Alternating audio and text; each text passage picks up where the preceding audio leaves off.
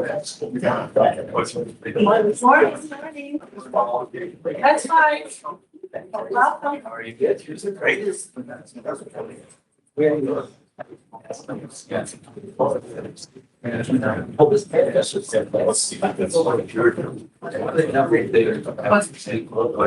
Oh, the closest fastest station, she said she's on her way.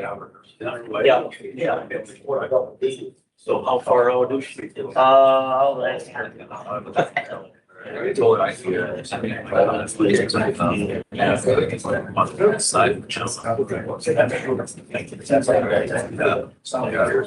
I think. Oh.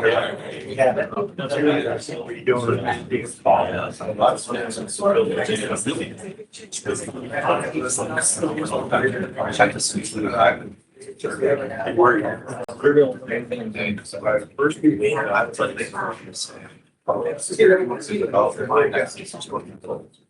I'll probably later today.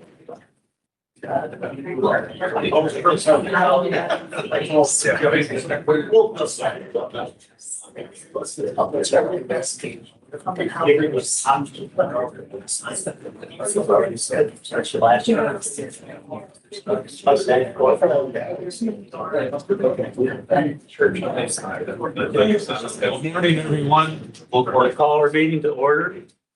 All members of the finance committee are here, with the exception of one person that's on their way. Our next meeting date is August 10th, 9 a.m. If you had a chance to look over the board minutes from June 15th, I will entertain a motion.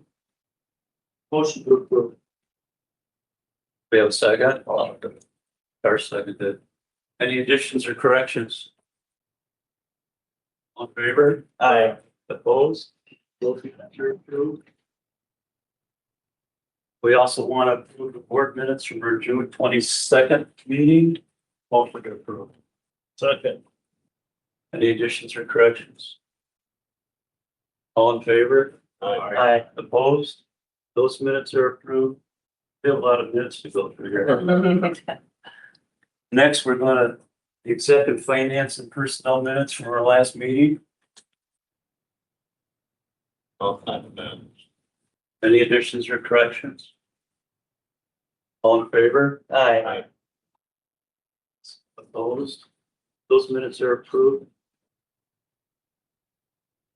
Now we have a resolution establishing a data center evaluation period and directing the review of large scale data center development within the county. So everyone should have had that in their packet. It was a resolution brought forth from Nicole, so I wish she was here to, She's on her way. speak about it. Do we want to come back to it? Yeah, wait a minute. If that's acceptable to go ahead and, Okay. Then we will have Sarah. well, no, No, first we have a resolution by Ken that was presented for the public-private partnership agreement between Pierce Pepin Cooperative Services and Jackson Okay. County.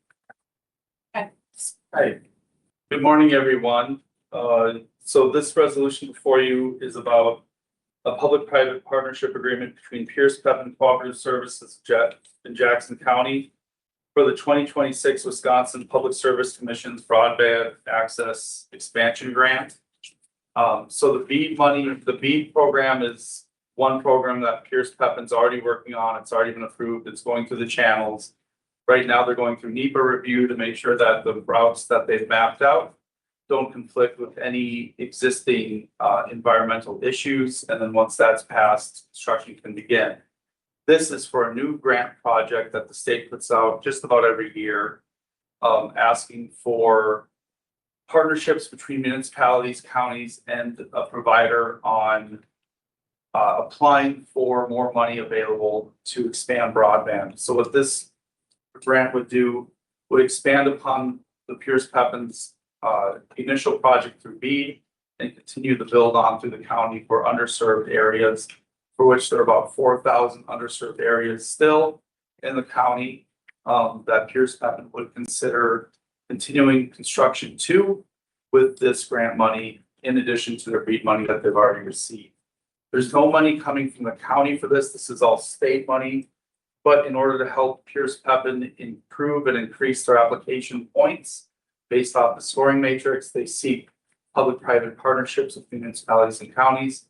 And there's also a $5,000 in-kind, so my time, that would help promote broadband expansion, do different programming, which I was already planning on doing anyway. So it's kind of a win-win for everyone. So it shows that the community, the county has Pierce Pepin's back partnership in broadband expansion, along with donating some of my time to the project to help spread information and educational efforts on broadband, on why fiber optic and why broadband digital equity is important for the county.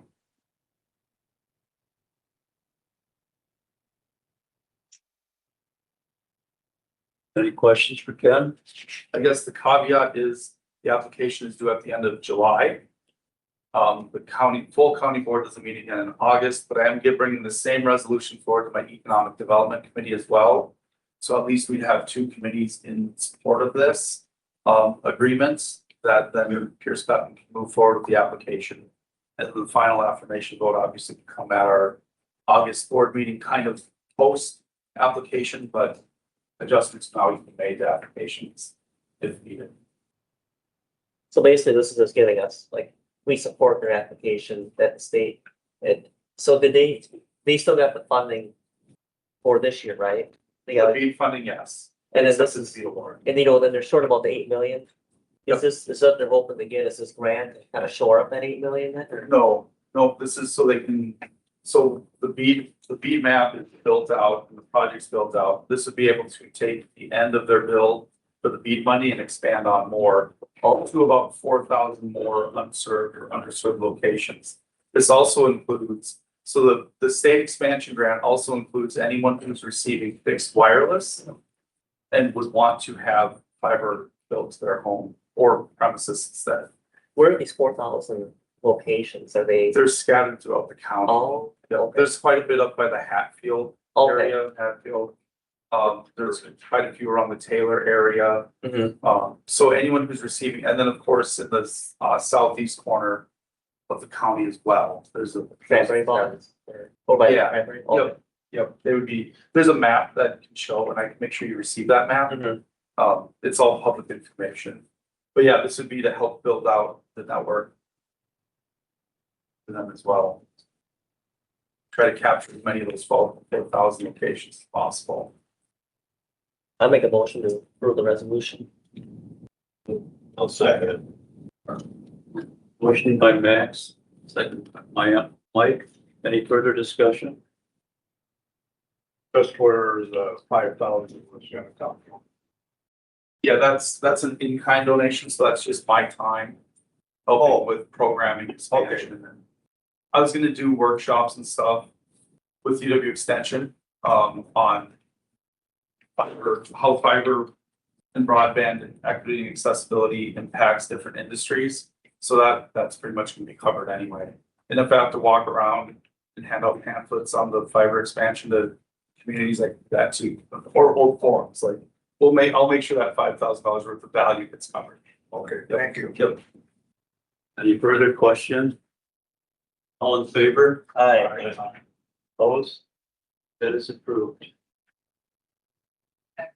County board Yes. in August. Go back to the data center resolution. Yes. Nicole, now that you are with us, we're going to go over your resolution on the data center. Also, court counsel's on and they put a memorandum out about the resolution that you have prepared, but you'd like to start first.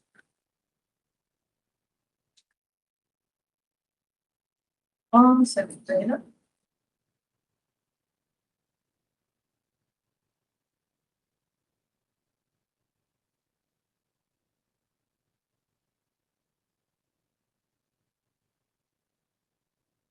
So I have done a little bit of research on data centers and it is a hot topic for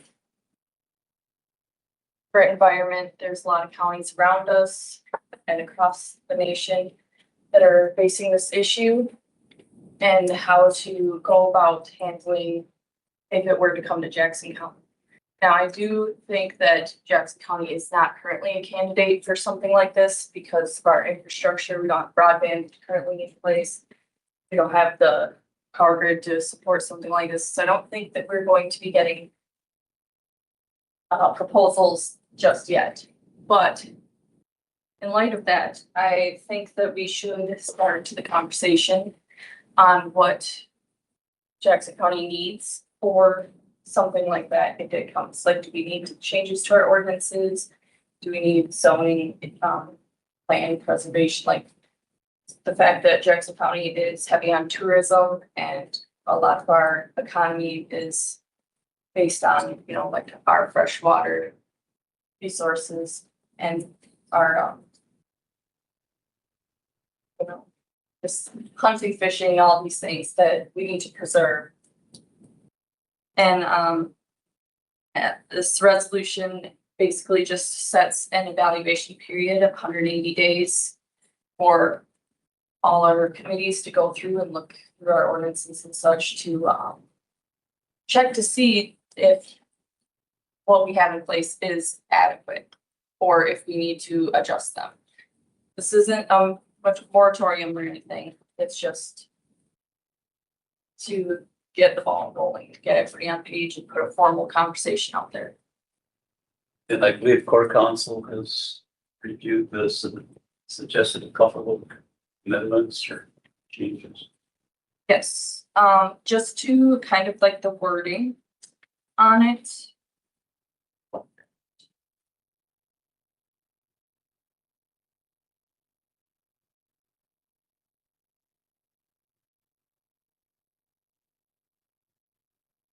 But in the statutes, it's clear that in order for a moratorium to be placed for data centers, that we first have the evaluation period, which is why this resolution was presented.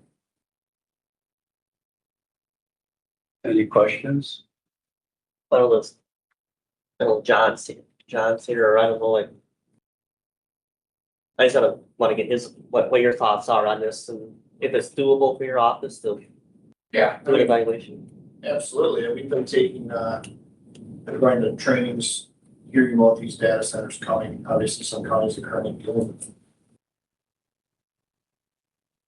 As she said, I don't think we have infrastructure currently, but we'll have eventually. We've taken calls on these already for the last 2 years. And most of them are looking for unzoned towns. So this is something the county might want to look into as a county-wide ordinance, possibly, instead of just falling under the zoning, the general zoning ordinance. That's all steps that will figure out. I think WCA does recommend.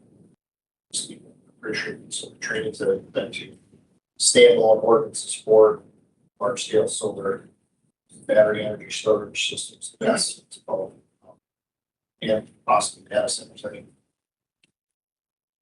I don't know which way to really stop, but having ordinance on is definitely good stuff. I think it is a good thing to look into and get the ball rolling because this could be a targeted area in the future because of the land that the county owns and water, everything that they need, power lines. So, good thing to get started. Yeah. So John, do you feel this should come through your committee also? Yeah, I do. I think we should have court counsel present to discuss it as well. Okay. Maybe we have WCA come talk about that. I don't know. Give it some hard see sections. So should we just direct this to you then to begin the process? Okay. Or is it- On the bottom here, court counsel said, if the county wishes to proceed, the following steps are recommended. Adopt the resolution after incorporating the above discussed revisions. Direct the necessary departments, including zoning, to prepare a work plan and timeline. Review how existing county ordinances classify or fail to classify data centers as a land use. evaluate whether amendments to the comprehensive plan or zoning ordinance are necessary. And if future regulations are recommended, proceed through the ordinary statutory ordinance amendment process, including all required public hearings and notices under Wisconsin statute 59.69. And as far as I'm here remotely today, as far as going through any other committees, you can certainly have it go through any committees if you think that the committees would have obviously the expertise and everything to, add anything to the resolution that could be useful or helpful.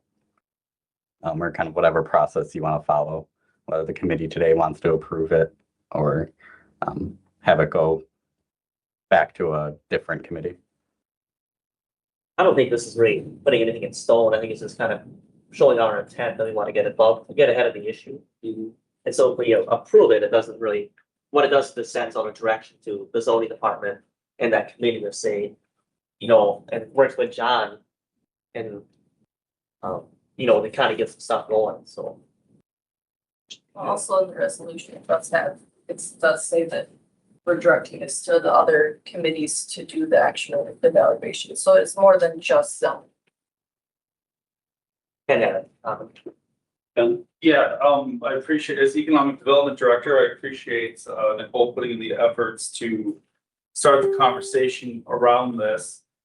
It certainly is something that's coming through the state, sweeping through. I think there's a lot of good information out there and a lot of misdirected information based off old data centers compared to the newer ones, the more modern ones. However, getting the conversation started is a good thing. I just want to be a little cautious. A little word of caution out there is we're looking at ways to increase if we start going after one industry, other industries are going to take note of that and just kind of avoid the county altogether. So we want to take a review, we want to take our time. We don't want to be all of a sudden bombarded by 15 requests at once, because what do I do with that? I'm going to get the call and then I have to figure out, well, how do I break this news to everyone? So at least we're taking the right steps to ensure appropriate implementation of what could have great impact on tax base and ability and opportunity for our residents as a whole, but also to make sure we find that balance. So I would ask that economic development is part of any meetings, any committee that has data centers or any sort of large scale industrial developments on their agenda. I would appreciate that. And thank you, Nicole, for starting the conversation. we approve it and move it on to the full county board and. Yeah, we could approve it. Have it circulated through the appropriate committees. Amended as needed as it goes through its process. Might take a little time, but that's probably what we should do. Yeah. I move we approve this resolution with the changes that are recommended from the corporation council. I don't know who does that, but Yeah. Well, that could be Nicole, I mean, she yeah, authored it. you good with the changes from the corporation? I think they look good. So I make a motion to approve it with the amended changes from court council. I would just be sure to specify where within the resolution you want the changes. Well, did you recommend these changes, Sam? You're talking about the two that are regarding the purpose and that basically it's not making any changes now. It's more of a specifying that they continue to process applications for land, for zoning and everything in the same process and everything right now, those two. Right, it's not a moratorium, it's just we want to get the conversation going, so. Yeah. I'm You want just getting it. to be able to clarify the legislative intent and clarify the application processing like they recommended. Correct. Yep. Make those changes and then approve it. Okay. Yeah. Yep. So the second. Dar seconded. Any further discussion? All in favor? I Opposed? Forward.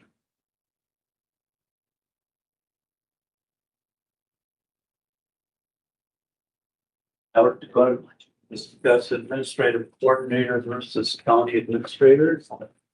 Sarah? Morning, everyone, and Andy Phillips is here too on Zoom. I don't know if Andy wants to turn on his camera so we can see his lovely face. There is Andy. All right. I want to thank you guys for the time that you're allotting us today. I'm going to turn it over to Andy in just a moment, but I understand and I've received some calls over the last several weeks from some folks indicating that you guys are having some conversations with regard to your current county administrative coordinator position, trying to determine if that's going to be a standalone position, a dual position, do you move to a county administrator? All of these are types of discussions that we are seeing in a number of counties across the state. So you're not the only ones currently having this particular discussion. And so we just reached out and it, indicated that, we have resources that are available to assist you as you are moving through your process and your discussions. I wanted to make sure that you were aware of them, that you were aware of your options, and then to best determine how it is that we can help you guys if you would like us some assistance in moving forward. So Andy, I'm going to turn it over to you. And I did hand out a few slides as well. That is part of a much larger discussion about county roles and responsibilities. But I think I'm going to let Andy speak first. And I think Andy will go through those slides quickly with you guys. Yeah, thank you, Sarah, and good morning, everybody. Can you hear me okay? Yes, we can hear you, Yes. Andy. Okay, great. So the slides that Sarah handed out are an excerpt from the Roles and Responsibilities education series that Sarah and I do around the state. And as she indicated, we've had this discussion with many counties. And so we thought it important that everybody have basically a foundational understanding of the three different choices or options that are before Jackson County right now as it relates to what the future of the position, whether it be administrative coordinator or administrator, what that looks like. And so when we look at the county administrator system or form under 59.18 of the statutes, we see that that has a lot of detail within the statute about what it is that a county administrator does. And I think the important thing here for purposes of our discussion is that it is a standalone position having the authority to appoint and supervise department heads. The appointment is subject to county board confirmation. And so when we think about it from an organizational chart standpoint, the administrator sits right below the board and is responsible for department heads and all staff within county government if that county follows a county administrator model. And so really we're talking about creating a standalone position with sole authority over department heads and staff. Now, some would say, okay, that is such a significant departure from what we're accustomed to as an administrative coordinator county. The county board loses a lot of authority or power, so to speak, as it relates to ensuring that things are getting done the way that we want them to get done. What I want to make clear, and this is in the slides as well, is that when we look at how the administrator gets that particular position, the administrator serves at the pleasure of the county board. And so whenever the conduct of administration is unsatisfactory to the board has the ability to change out the county administrator. And so when we think about authority or power, if you will, really there is a clear delineation of responsibility from board to administrator, and then administrator is responsible to board as it relates to the employment relationship. If we think about the impact on other statutes, and this isn't in the slides that are in the handout, but when we think about impact on other statutes, we think about, for example, human services under 46.23. We think about highway committee under chapter 83. Those are just two examples where essentially those committees turn into policy oversight committees as opposed to true governing committees. In an administrative coordinator county, those committees do quite a bit of what I would call operational type work. in counties with a county administrator, of course, the administrator is responsible for county operations. And so those committees by statute serve in a policymaking role as opposed to a true organizational or operational role. And so when we think about county administrator, as I've suggested, 59.18 gives us an awful lot of detail about what an administrator does. And then I think it's in the second to last slide in your handout, we get to this question of, well, what does an administrative coordinator do? If we don't choose to have a county administrator under 59.18, what is it that the statutes say about the administrative coordinator role? And if you look at section 59.19 of the statutes, it's one sentence. It says the administrative coordinator shall be responsible for coordinating all administrative and management functions of the county government not otherwise vested by law in boards or commissions or in other elected officers. And so it is, unlike 59.18, it's completely open-ended in terms of the administrative coordinator's responsibilities. And as Sarah can attest to, different counties all over the state do it different ways. Counties with administrative coordinators have different relationships all across the board. And that is okay. That's what we have administrative home rule authority under 59.03 of the statutes. And so in exercising that administrative home rule authority, counties have the ability to define what it is that an administrative coordinator is going to do. But one thing we like to see happen, we being Sarah, me, WCA, is we like there to be sufficient definition within the administrative coordinator position, if that's the route that you decide to go as a county, so that we avoid disputes down the road about whose job it is to do a certain thing or perform a certain function. And so we like to see a robust job description. We like to see robust board rules. We like to see, in other words, a lot of discussion about what it is that an administrative coordinator is going to do. Now, I'm obviously familiar with Jackson County over the years. I know you're an administrative coordinator county. I'm not intimately familiar with how that role has been filled with Ms. Dino, Ms. Altman over the years in terms of the specificity that's provided. I will tell you that in other counties that have had long-serving administrative coordinators or people serving in a role as administrative coordinator, kind of like the county clerk / administrative coordinator, that things just sort of happen over time and that becomes custom practice, the way things are done. And that's okay. It's when we have somebody leaving that position where we run into issues where we say, okay, well, who's responsible for performing this certain function at this certain time? And so what Sarah and I would like to see Jackson County do is an analysis, a review of what it is that we need in Jackson County. How is it that we best fill this role? And if we're going to have an administrative coordinator, what does that position look like? Historically, we've had that position be our county clerk. Does that make sense going forward? If not, then do we hire a full-time position?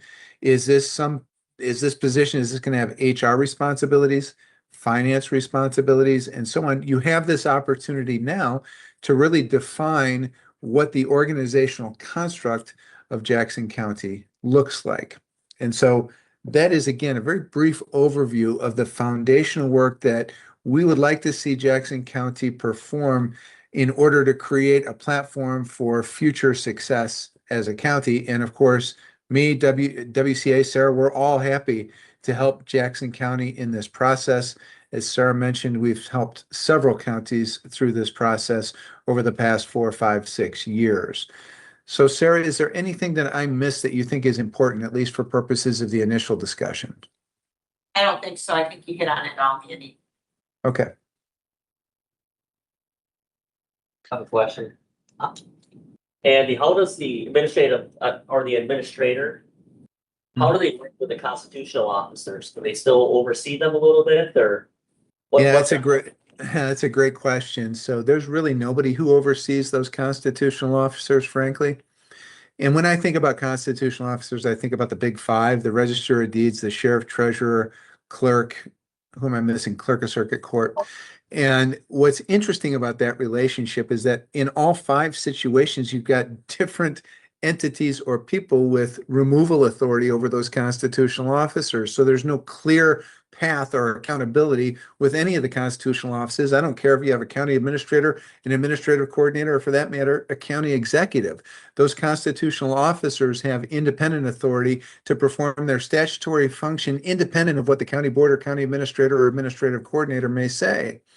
That said, in a county like Jackson County, I think we ask our constitutional officers to run their offices or their departments with personnel according to county policy, according to financial procedures the county adopts, and consistent with our budgetary constraints. And so we ask them to serve similar to what we ask our department heads to do.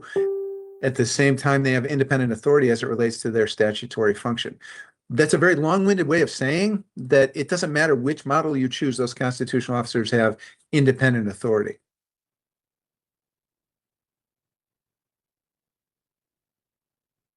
Further questions? What's the salary? Like, what's your, I know we're a smaller colony, but what do you see like this pay range? For a county administrator? Yeah, My pay range is a good question. I think I do have a spreadsheet that I can share with you. I have a Google Drive that contains a number of a salary survey that we did a couple of years ago when we were assisting another county. That contains a lot of job descriptions for these positions depending upon the county. And again, I know counties like to focus on salary. I think before we talk about salary discussions, honestly, I ask counties to really have a discussion, to really think about what do you need somebody to do within the county? And then based on that, what is that worth? Because, a lot of counties will say, oh my goodness, I gotta pay $120,000, $130,000 to get a county administrator. But then they tend to find efficiencies within the county government. They find things work better. They find HR runs a little more smoothly. Department heads may tend to like having somebody to talk to and bounce ideas off of. And then you start to say, oh, maybe this was a really good investment. And so, but I know the salary discussion is always top of mind for a number of counties. And sometimes, before, we have that discussion about what is that position worth, I think sometimes we need to talk first about honestly, what are our needs within the county and what might the benefits be? And if we hire this position, are they going to meet the identified needs of the county? So I don't know, Ian, do you have anything to add to that? I would just say that that's one of the greatest challenges that we have in many of the counties that Sarah and I talk with, is that we're already strapped. We don't have more money. We're subject to levy caps. We have wage growth and benefit growth that exceeds our levy cap growth. So how is it that we could afford to add a high-level position with high-level pay, high-level benefits to our county organizational construct? That's a great question. It's an awesome question. And all we can tell you is anecdotally what's happened in other counties. We can't trace dollar for dollar the savings when an administrator is hired. We can tell you that there have been counties that have been in a more significant budget problem than what Jackson County is facing today, that have found with hiring an administrator, they're able to better coordinate all of the functions throughout the organization, achieve efficiency, achieve cost savings, such that it made sense for the administrator to be there. That's not a guarantee of savings. I can't tell you that they're going to immediately be able to come in and save $500,000. I don't know. Nobody knows.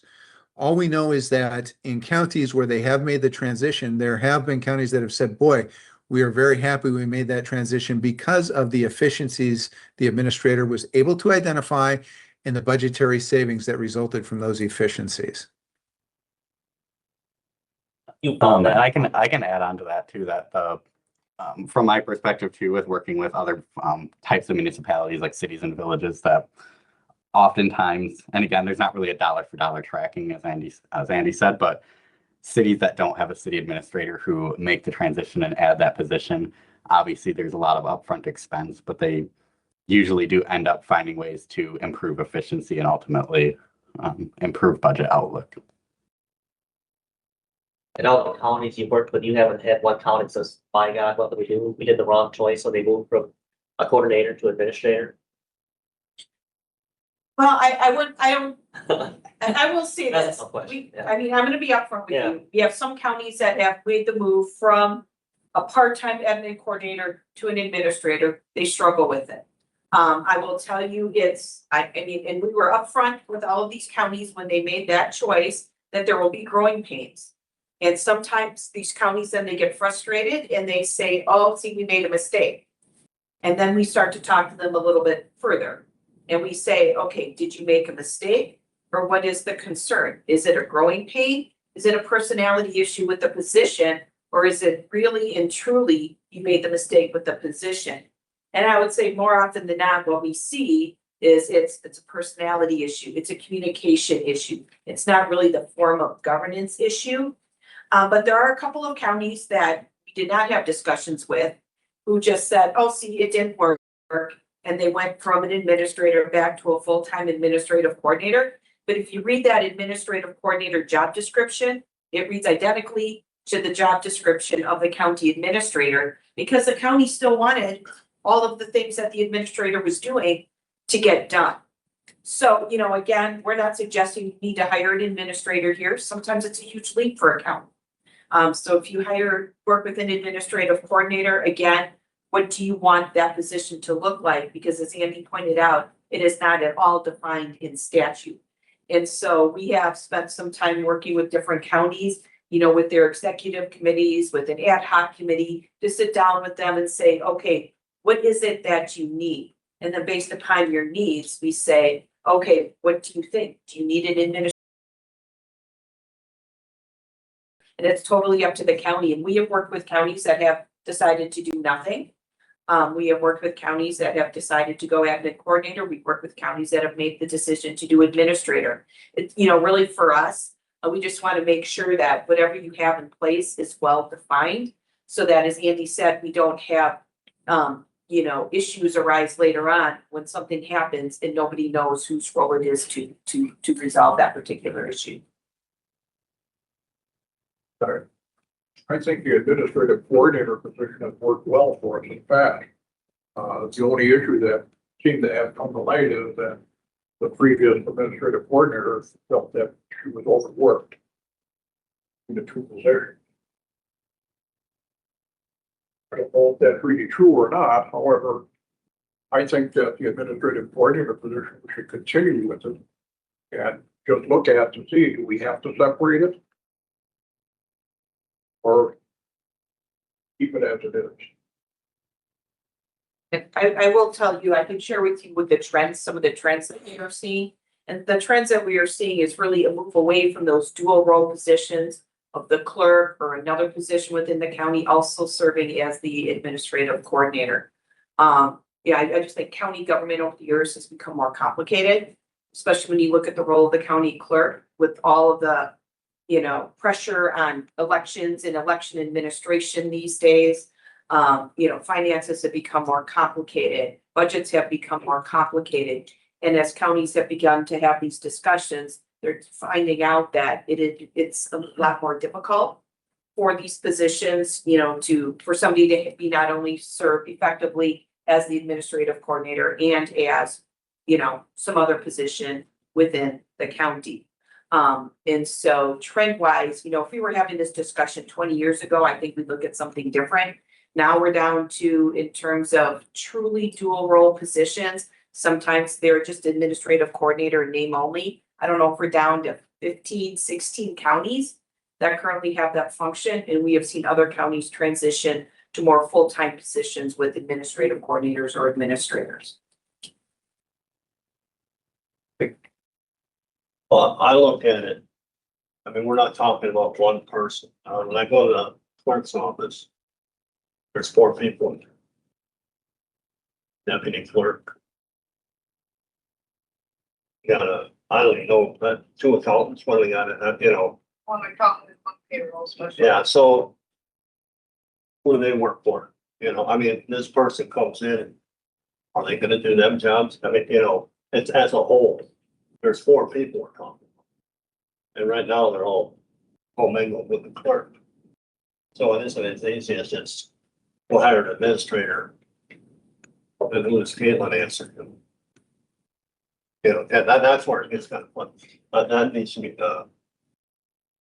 HR, I mean, who does payroll? HR do it, she do it. I mean, you know, you could shift duties away from that office to make it easier. I think that was the original, couple months ago, we had the reorganization plan. That was the argument for the reorganization. They were gonna shift duties to HR. I know it's one of them, and just make it easier. So, and it was budget neutral, so. I thought it'd be a really good plan, and we kind of got sidetracked last month on it, but, I really like that plan. I think, you know, Jessica and Carly, they put a lot of work and effort into that, Sydney did, a lot of time. I think I'd like to get back to the initial plan to kind of shed some of the responsibilities from the administrative coordinator, and this, the duties that are just kind of listed, like you're the contact with the state and some oversight stuff, but, Ron, I would think it's a good time, we introduce the HR guy. Well, what you did, that's. Well, do you want to, we can do that after. So, okay, well, I don't know, like, I don't know. Yeah, no, we'd spent a lot of time on Yeah, looking at starting a finance department. Yeah. All of our finance people within the county were probably going to be grouped together and have that responsibility, so that would actually take some of the responsibility away from coordinator. We yet have to put that into place to find out how it's going to work. Any other thoughts? Well, Sarah, thanks for the presentation, and we have some things to hash out, and hopefully we'll make the right decisions. Sure, and just again, if you need information from us, if you'd like us to come back and talk through some of the things with you, share how other counties have transitioned and, you know, some of the things, cause you're right. You know, it's, the discussion typically does go beyond, do we hire a person or not? What Yeah. about other folks in other departments? So we're more than happy to continue to have some conversations with you and share information as we, and share how other counties are structured and what might work for you, again, based on your needs. So, like throughout the state, how many other counties have central finance? I'm guessing quite a few of them do. Central finance, Andy, I would say probably a good majority of the counties have central finance, at least Yep. those that have administrators, full-time admin coordinators, and some that are in a transition period. You know, I think of a small county up north as an example, working to get a finance department and a finance director in place. Because they have struggled over the years, and they had a longtime county clerk who was the admin coordinator, retire. And the new clerk, and again, no fault of the new clerk whatsoever, their background is not in finance and putting the county budget together. And so the county recognized, okay, yes, so we need to make some changes based upon some changes in personnel. So again, there's many different things happening throughout the county, but I think centralized finance tends to be one of the first places that we see counties tend to make some. Thanks. And I just want Wisconsin Counties Association to remain involved in those conversations, no matter what direction we take. I think it's important to have somebody, a presence that's knowledgeable about the whole state and what other counties are doing as guidance. So however we can keep you involved in that conversation, I think that's very important moving forward. Sure, Andy and I are happy to help in whatever way you would like us. Thank you. Thank you. Thanks. Thank you all. thank you. Thanks, Andy. Okay, we'll take a minute and introduce our new HR director. Cameron? Yeah, but- I'm the HR guy they referenced, so here I am. In case they haven't met you yet. You have a speech I for think us? I've met most of you, but here I am. Okay. Great to be here. Thank you very much. Happy to have you. Happy to be here. See, that did take long. No, I guess not. I thought you'd have a speech, but. I get one if you want. Yeah. I like to stay short, so. You don't have purple on today, well, maybe if it. Yeah. I am from Minnesota. Next on our agenda is the Corp Council contract renewal. If y'all had a chance to look at it. Yeah, Yeah, Yeah, Sam? yeah. Yeah. And so just for a little bit of background, this initial kind of correspondence was largely just to kind of get the conversation going because the contract does expire at the end of this year. And so obviously we want to make sure that, you know, that conversation is happening now so we can do kind of move forward however the board decides they want to move forward and kind of incorporate anything necessary into the budget process as well.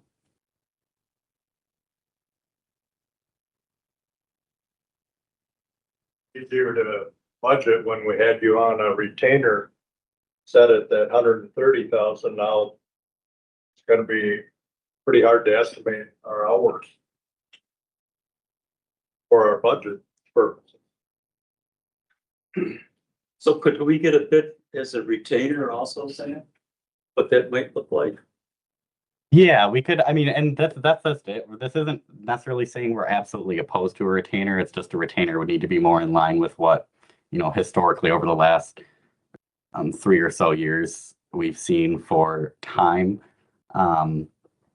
So we can certainly get you some additional numbers with respect to, you know, what a retainer, you know, what our proposed kind of retainer would look like moving forward, as well as some information about hours that have been worked.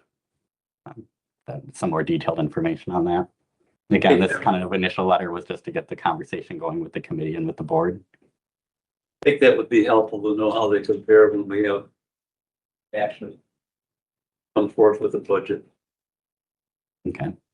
How many hours on average do we, like, from like 2020? Oh, you have that. From I can 20, tell, yeah, please. well, not that far back, but I Okay. can tell you what we have in 2026 so far, and I can pass this around or I can share it with you.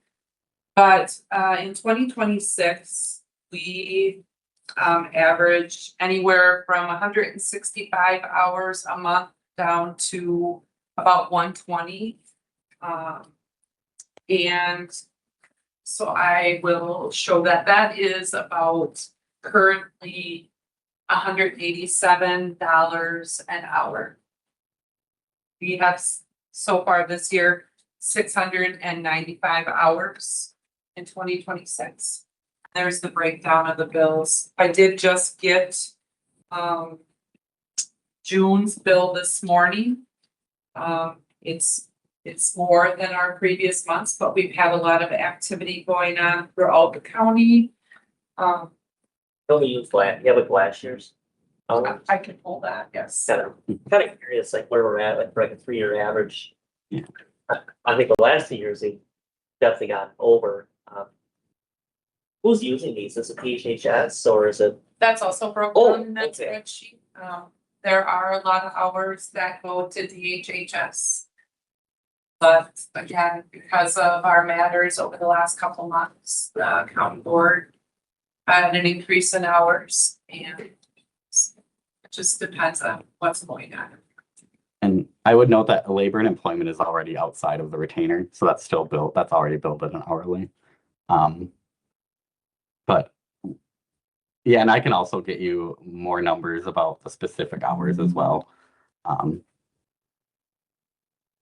Labor and employment's outside the retainer. Correct, yeah. It's still at 150 an hour. Yes, I believe so. Okay. There's some. Yes, I believe it's at 150 an hour.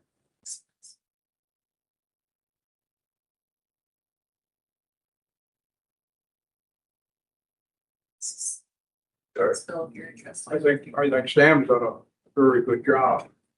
However, I think maybe we should put this out for a request. See if there's other attorneys that may be interested in it, see what their prices would be. And then we'll have a comparison. I'm kind of, so like. I don't want to put people on the spot here, but like, you know, the sheriff has used the attorney a lot. Is that just like run of the mill kind of, is that just run of the mill kind of stuff or? We have a lot of requests for open records, everywhere from there to Oh, labor issues, Okay. most of those HR, labor department. Mhm. Working on ordinances and reviewing policy publications, stuff like that. Contracts. Contract. I would say, I would say Okay. the highest department usage is from DHHS and the sheriff's department, which I mean, that's just, honestly, I think that's consistent, would be consistent across any county, just because of the nature of the work that DHHS and the sheriff's office does. I don't zoning and land the require an additional attorney. You know. So I don't know if you have to work for. You can hire, there's lots of hires for a specialist. I mean, if that seems like in land conservation and zoning, if hire an attorney, that's a pretty good job, you know. what about like going in-house? Like, have we ever considered hiring like an in-house attorney? Did have one back in the late 1990s and early 2000s. Yeah. He actually was doing two jobs at Corp Council and Wind Resources at that time. Oh, wow. Really?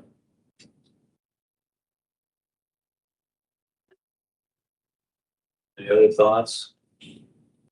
Just, and yeah, just for your kind of discussion purposes moving forward, there are, as you were saying, Max, there are some counties that do combine. So for example, there are some counties where the child support manager is also an attorney and does work for DHHS.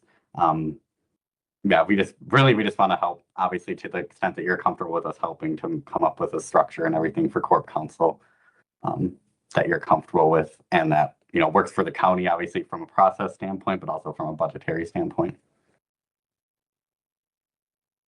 I would agree with that. I'd like to see a maximum number. You know. Yeah. Whatever the number. It's, give us like an insurance policy, and over. It was 130 last year, maybe 220, whatever that number is. And otherwise our budget is way out of whack. We could argue over pennies over here and we're spending thousands over there, so it's hard to argue. Are we over budget already on our attorney fees? It looks like it. Or close. Okay, I mean, if we continue on, we're gonna be around 175 for the year. There's gotta be a max number somewhere. We gotta think of that. And that doesn't include outside legal fees. We recently had a bill for like 11,000. That was handled by another attorney on some ethics complaints and those kinds of things that crop along. that's through Bell Riley though, right? No, it's not. Oh, it's a separate attorney? Yes, because of the conflict, Oh. they weren't able to handle it. I like Dar's thoughts. I think we're basically dealing with, right now, 3 different court problems at the time. Correct, yeah. And maybe looking at it, we, a person in do all of that, I don't know if it's feasible or not, but it's obvious that Corp Council, if they wanted a set retainer. I'm wondering if we do like a request for proposals, you know, there's like. Well, I don't know if they're big enough, aren't fun going, but there's like Mow and Sheen, Mayor on the Cross, and. Kind of see where they're at. I do think they're getting a good deal. I know at the bank, we worked with attorneys and they were up at that $300 an hour range. Yeah, I don't know. Be interested to see what. Trumbull County has their own in-house attorney. I don't know if Monroe County does, but I think they do, but. I make a motion that we put out a request for proposal. And compare what we get back. Second. So it wasn't a discussion act, it was just starting Just a that discussion. Yeah. As far as our current one, I would offer, give us a max number. With that. That's what we've asked for. Retainer. Sure. Hey, anything else on that?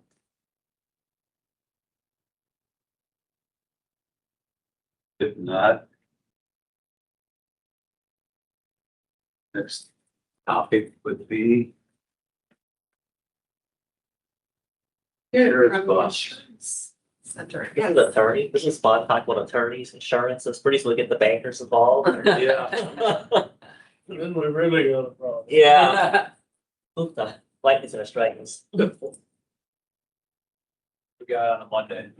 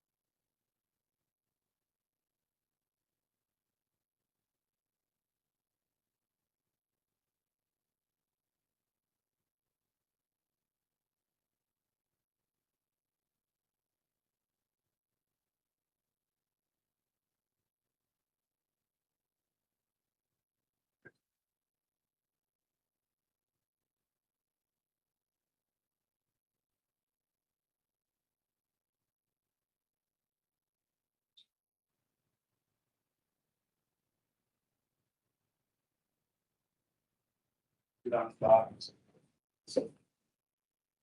Okay.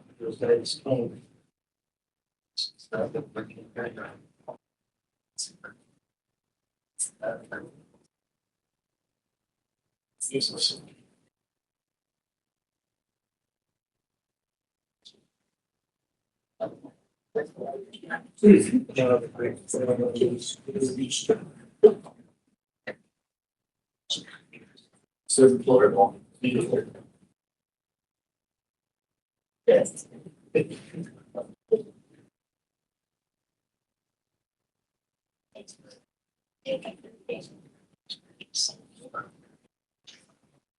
We do that.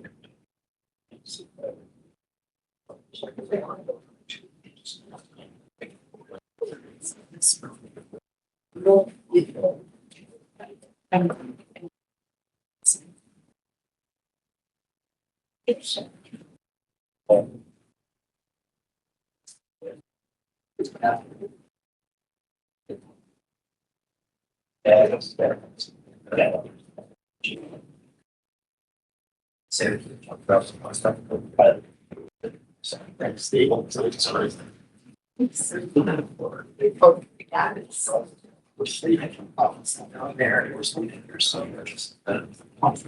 Yeah.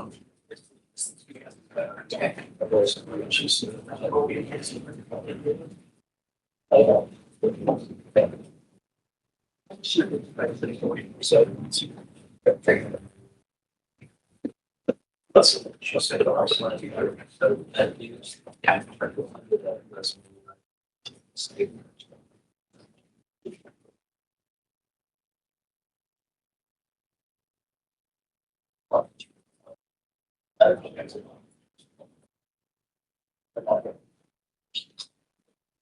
All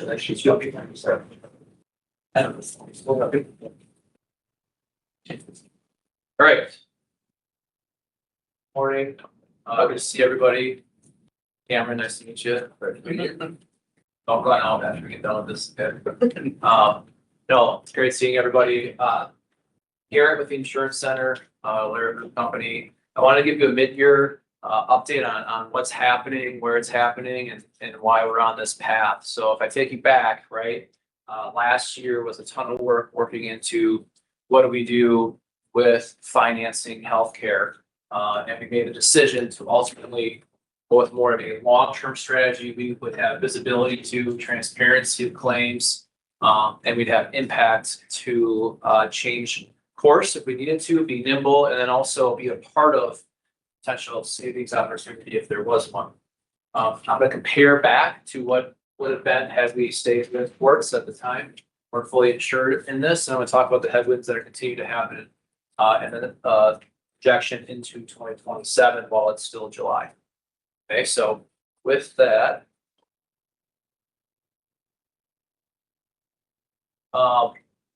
Right now, the cost pressure in the healthcare world hasn't lightened up, as I'm sure most of you heard. A lot of the fully insured carriers and even the reinsurance companies that finance high cost claimants are still seeing just trend alone at double digits at about 10.5% going into 2027. A lot of that has to do with the fact that high cost claimants are costing more than they ever have. And population growth inside plans isn't keeping up with the cost of those high cost claimants. So when we look at overall, what are we assuming when we look at renewals, right? You have the three boxes at the top, you have your population demographics, so it's everything about your group, their age, their gender, their health, it's who you are as a pool. You then take on the fact that there's 10% plus trend for both pharmacy and medical combined. And that's just if the same group is having the same claims, but 1 year later, those claims are 10% higher than they were, right? A $50,000 knee surgery is gonna cost 10% higher a year. So, and then sure risk, like I mentioned, high cost claimants and financing them on their own. At Jackson County, we only insure, and I say only, right? That's in air quotes. We insure the first $100,000 on every member on our plan. We sell off all the risk after $100,000 on every member to reinsurance. And then we also have a cap on everybody as an aggregate as well, meaning we can only go up to a certain amount of those claims under 100,000. So what this translates into is we cannot continue to stay on that path and hope for different results. We have to be getting people engaged. We got to be trying to make better decisions. And that's when we made the decision to go to Ticket Health this past year, which we have about 62 groups in the Midwest now on, primarily in Wisconsin, along with several counties, 14 schools, and more growing. So how are we doing? Sorry for those in the back, you can't quite read this. This is data from January to June. Okay, this is everything that's out there. So on the left-hand side, had we stayed fully insured, okay, every month we pay this the same equivalent of premium to an insurance carrier in the form of a rate for, right, singles, families, and it's a known number. That budgeted number, had we stayed with courts, fully insured, was $788 per belly button or per nose on the plan. Right, so that's family of five, that's 5 people times 788. Through the first 6 months, okay, we would have spent $1.88 million on premium. What that equated to is based on the claims we had, plus the cost to run the plan and the cost of soft claims we don't want, fully insured operates the same way. Our loss ratio would have been about 79% at this point in time right now. That is a little hot for a fully insured carrier, and I'll explain why. However, when I say 79%, that builds in all of their costs too. So it's not a real number for your claims. However, if you look at my chart below, I call this fully insured excess. Each month, any claims dollars that were actually spent, so your blue line is claims. And right in January, when we start the year, everything ramps up. It takes time to get claims in. So that's why it always looks that way at the beginning of the year. The green shaded area underneath the premium is the excess that the carrier has right now had you stayed there. So it'd be about $540,000 carrier hasn't spent on you yet they have it there for the last 6 months and all the rest. Okay? So the carrier excess would end up being about $225 per member on the plan. And you see in April was really the only month where we went over budget, if you would, have you been fully insured. Make sense? What we're doing now with Ticket Help is so far, we've spent and are running at 1.58 million. We budgeted as if we were gonna stay with the same number, with courts at 788. Our actual spend right now is $663. Our claims budget is running at 63%. So what I do there is I wanna see what is our actual claims running up against what we predict our actual claims to be. Back out the fixed costs to run the plan itself, from an administrative standpoint. What that ultimately means is that now instead of fully insured excess, what becomes the county's retainage, so that money stays at the county until we spend it on claims, is we have about $300,000 in the budget here from what we budgeted for the rest of 2026. Okay, so ultimately it goes from giving it to the insurance carrier to keeping it here. What happens if the insurance carrier on fully insured doesn't spend that money by the end of the year? You don't get a big check back. They keep that money for their big pool, right? That's the agreement. Here, if that claims ratio of 63% stays under 100%, all that money stayed at Jackson County. Okay, make sense?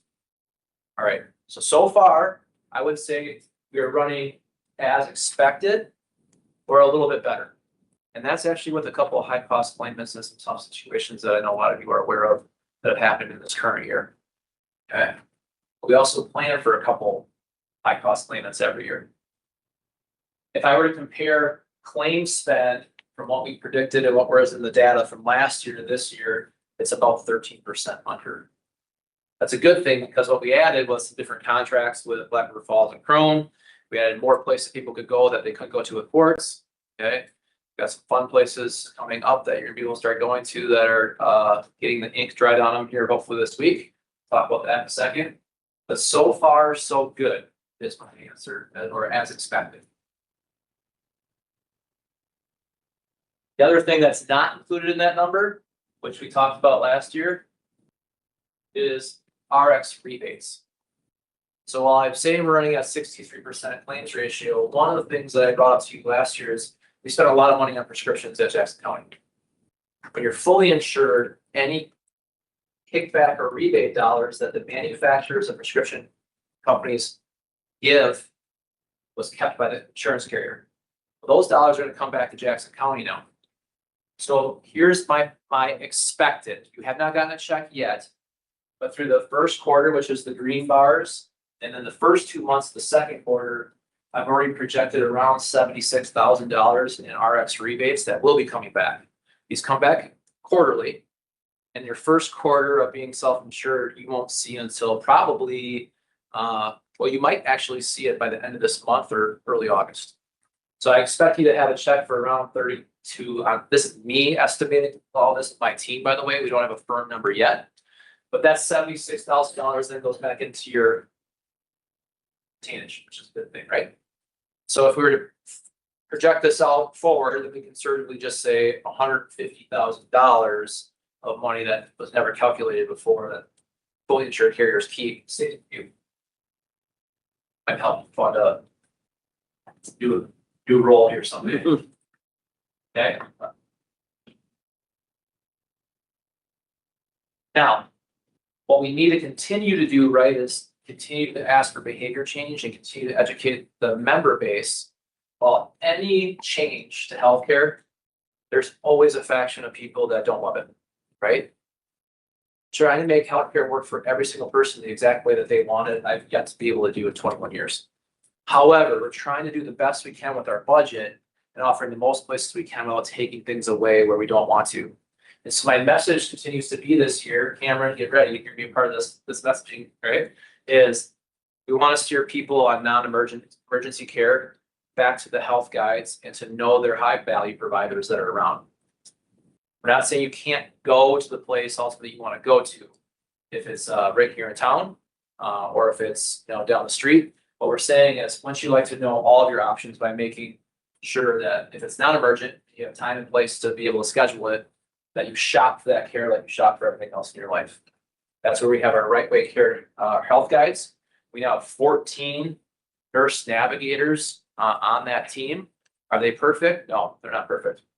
But they really do care, and they're trying to make sure every member that reaches out via, text, chat, a phone call, the lookup tool. Hopefully the members continue to get reminded they have an app on their phone that can search prescription drugs and healthcare needs. That's what we want to see, is the growth in that adoption. What we control as the members is that if we don't want our premiums to go up more than they need to because of trend in the next year, we have to know we're a part of that solution. Each one of us should go into the right care at the right time, the right place. Employers, all they can do is react. So plan designs, incentives, access points, direct contracts. We're trying to, as the county, try to build you the best plan possible for the membership and get you what you need. So far, right, it's been good. There's some incentives starting to get paid out, which means people know that they can get cash in a form of savings. If they create savings for a certain type of care they have, the county will share in that savings with them. So we're starting to see some checks cut for that. If we do that over 10, 15, 20 years, we will spend less in healthcare overall, and increases will go down. And just as a reminder, right? High value providers where we have vetted them, where we know we have the right contracts with them. I'm in the middle of contracts right now with Winona Health to update some of those, as well as some other hospital systems. High value does not mean cheap care, right? It means fair cost, high quality, and hopefully easy to use, and just letting people know that they have more options available. If you were to call today at Jackson County, as a Jackson County member, about let's say a knee replacement, there are options all over Minnesota, Wisconsin, Illinois, and Iowa for people to be able to go and get a knee replacement. But remember, the cost of that care can vary wildly from 19,000 to 80,000. Same knee. So that's why we got to be doing that. And part of our mission that we're getting into,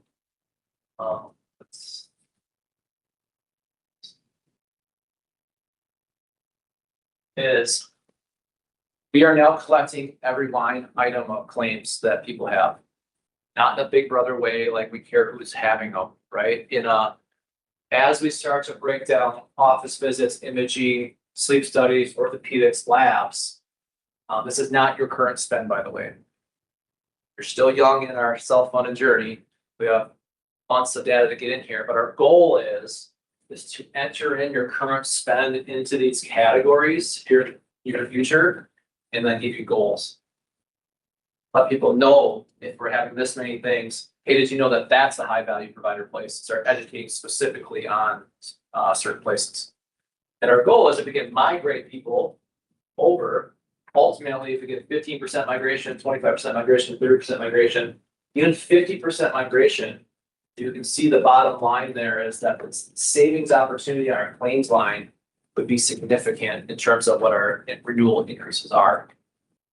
Okay, and so we want to know, and really your members want to know this stuff, right? They want to know, can I do a sleep study from home for $279 versus doing it at the hospital overnight for $4,500? The answer is yes. In network, we have coverage for both. Okay. Some of our groups are starting to go, if certain things continue to be way too high a cost over here, eventually in our plan designs, you just can't go there and use it for that thing. So there are employers that are going down that route as well. Infusions are a good example of that. So we have all these different partners in our ecosystem running this plan behind the scenes. So Right Way, Allegiance, our networks, everything's working behind the scenes together, and they work for you. They do not work for an insurance carrier. They work for you, the plan sponsor, because you are the insurance company at the end of the day as Jackson County.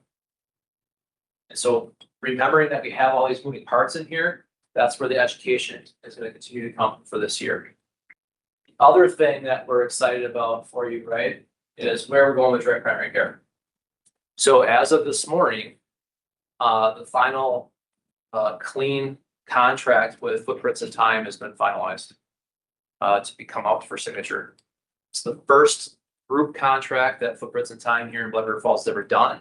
Therefore, it took a little too long for legal to go back and forth, back and forth, back and forth between Jackson County and them. But to Becky's desire to work really closely with Jackson County, her first time going through and doing a contract as well, laying out low cost availability. Our goal would be next month to turn on Footprints in Time at no cost to the members, because it's reducing the costs they're already getting other places for primary care labs. We're then working on the next one towards Eau Claire for you as well, for at least access at Reformed Medicine. And the goal would be to have a cap solution there, because they only do a subscription model, which means that you have to pay a known monthly cost, and we're not quite ready for that. So we're gonna have some ideas there as well. But that would be a really good win for lowering costs and giving affordable healthcare to people, because people understand no cost. Early projections for 2027.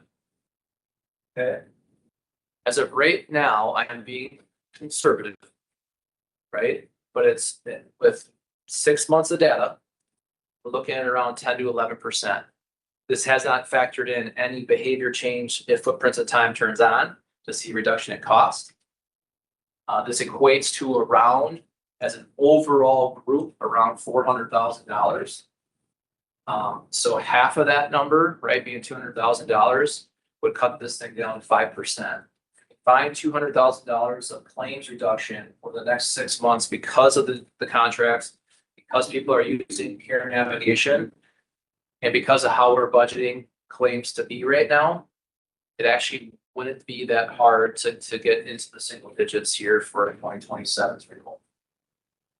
However, part of that messaging is, again, we're all in this together as the members and knowing where to go and when to go. Right? The other thing is, when fully insured comes back out and continues to climb and they figure out what their loss ratios are, you're seeing very hard numbers happening on fully insured carriers right now.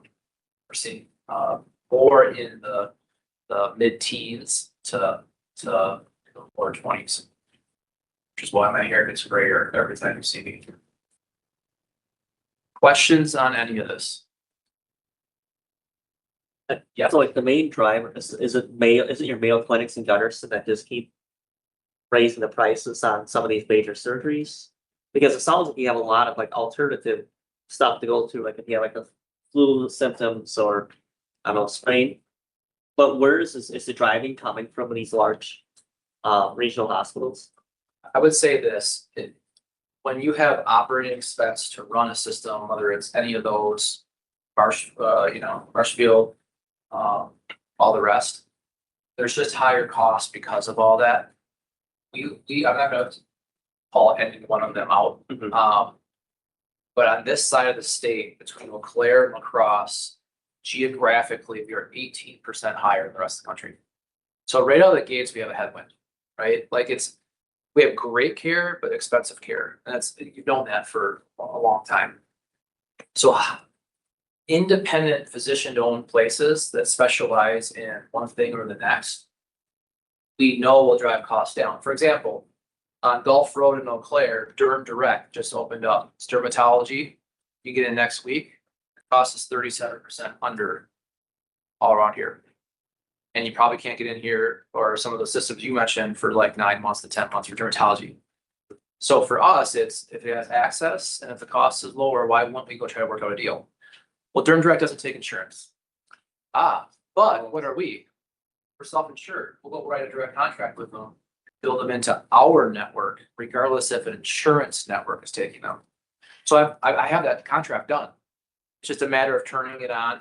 And then the other thing that I just want to say this out loud is high deductible health plans that are health savings account eligible, HSA plans. They don't allow for first dollar coverage until you've met the minimum IRS deductible threshold. What does that mean? It means HSA, people that are on HSA plans, we can't cover, just pay for it, make it free unless it's preventative care. They have to have a cost in, when you do direct contracts, that makes it a little more money. So what we're trying to do is get to plan designs here and projections for the county to make things less issue. If you go there and it's 37% under and you get in next week, we'd love for you to go there. That's the concept.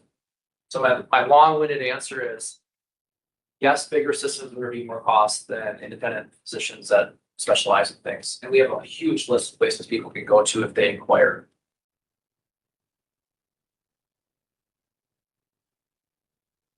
Any other questions? When will I have a final 2027 budget? Well, it's always a projection until you make it final. We get gray hair too. I know. The answer is our stop loss renewal is happening now. So that contract where we sell everything off over $100,000, that contract's being done right now. We should have a firm offer on it here in the next month. I think we are capable of firming up next year's budget way sooner than we ever have. And if trending continues to happen over the next, 30 to 45 days, I think you're hearing back on the final budget in August. Which you've never had before, by the way, in August.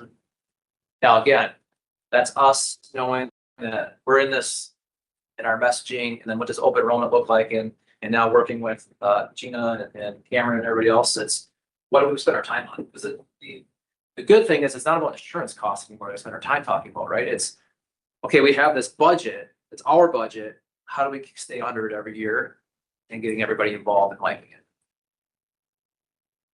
I will tell you this, I think my team's done a really good job taking some of the inquiries. They're not always positive, by the way. It happens in healthcare. Healthcare systems and running things through appropriately, insurance and the moving parts and front desk people and all the rest, there's still errors and stuff that happens, as you all know. But my team's taking those one by one. I think is doing a really good job of it. So overall, from our employees that have been on this since the beginning of the year, have you gotten feedback from any of them or? Yeah, we have lots of feedback. Yeah, Yeah, that's it. mainly positive. Because there was a lot of concerns about this when we entered into this last. Yeah, there will always be concern when you make change, Yes. right? But at the end of the day, some of them are sitting in the room, they got an updated ID card and can still go to the places they could go to. Their portion of responsibility in terms of deductible and out of pockets will be different for every single person based off of the healthcare that they use. But it's very clear. And the nice thing is that if they use high value providers and proactively reach out versus just going the way they are, they're available, they can get cash incentives. We're about to turn on Footprints of Time, which will only be a way to lower at least blood work, right? Like go do your blood work there and not pay for it and save several hundreds of dollars that you're spending now. I think it will only continue to get more positive as people navigate the different partners, the names that are inside the solution. I always say with Rightway, they're nurses first. When Rightway's helping out your membership, if there ever is an issue, like I had one last week, I'll give you a perfect example. I have a provider that practices at 3 different systems. Happens, right? Providers practice for different. They'll go work here on Monday and Wednesday, they'll go work here Tuesday, Thursday, and depending on which place you end up at, changes the price. Well, if you're not asking the right question and following up as to which campus or which place that you're getting scheduled with, the price will change. And so there's been some clarity items like stuff like that we go, let's only make the error once. Or miscommunicate once. And that's no one's trying to. We want to make sure that we're not missing, twice in a row. But you could ask them how they're feeling about the plan too. Any other questions? Okay, more to come on the budget stuff here in the next 30 days, but I'm very happy with the start of it and look forward to continuing to help over again. Thanks, Garrett. Got it.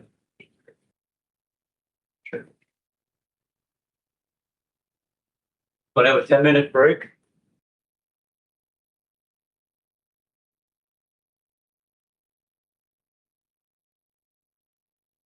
Yes. Okay.